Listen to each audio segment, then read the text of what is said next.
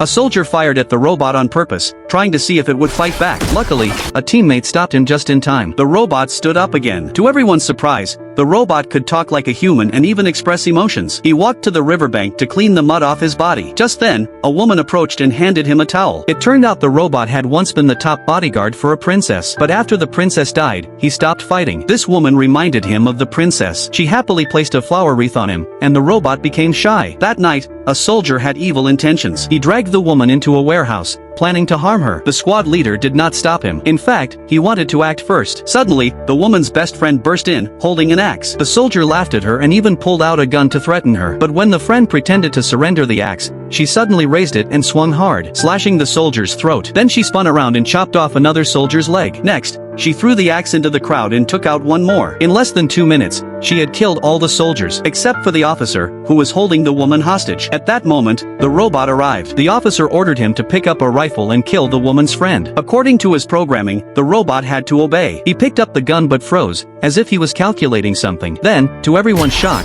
he shot the officer instead. It turned out he had calculated the bullet's trajectory. This was the first time he had disobeyed an order. Realizing the serious consequences, the robot fled the warehouse in a panic. Soon, villagers gathered and saw that all the soldiers were dead. They were terrified. They knew the home planet would not let this village go unpunished. Just days earlier, the women of the moon village were working when a massive warship appeared in the sky. The woman's friend ran back to the village and rang the alarm, calling everyone together. Some villagers naively thought they could trade food for safety, but the friend warned them not to reveal that the land here was rich and fertile. Before long, the warship arrived at the village gate. A general warmly shook hands with the village chief and then said he wanted to buy their food at triple the price. The village chief said the land was poor and people barely had enough to eat. But a greedy man nearby spoke up, telling the general there was stored grain they could sell at a high price. When the general realized he had been lied to, he pulled out a staff and stabbed it through the chief's head.